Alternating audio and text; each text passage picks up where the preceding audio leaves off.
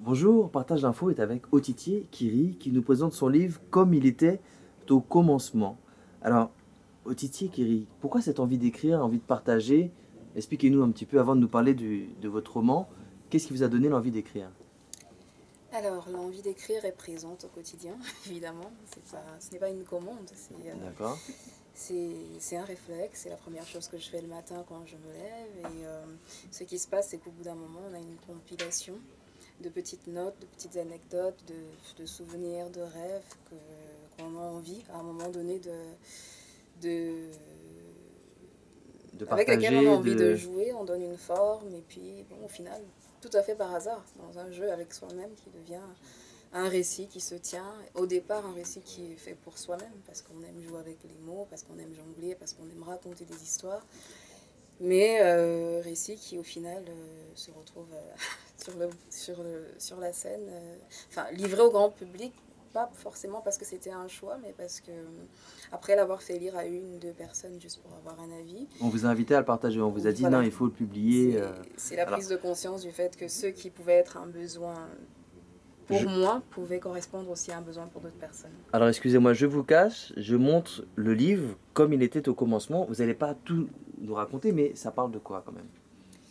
Ça parle d'une quête d'identité, résumée en très peu de mots, quête d'identité, quête de spiritualité, quête de sens d'une personne qui se trouve donc à cheval entre deux civilisations, entre l'Afrique et l'Occident, entre deux façons de voir le monde.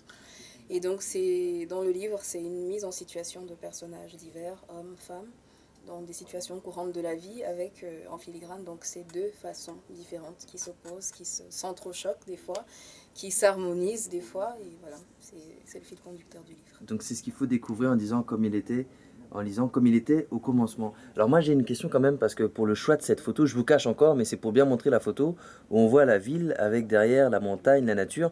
Est-ce que c'est un petit peu cette représentation, si je peux me permettre, le fait qu'on vit dans la ville mais que derrière il y a toujours ce souvenir de l'Afrique qui est présent même si on est là dans la ville? Tout à fait, c'est l'environnement urbain dans lequel on est, enfin pour ce qui est de moi, l'auteur, dans lequel on vit, mais pas très loin quand même, en filigrane, derrière, en arrière-plan.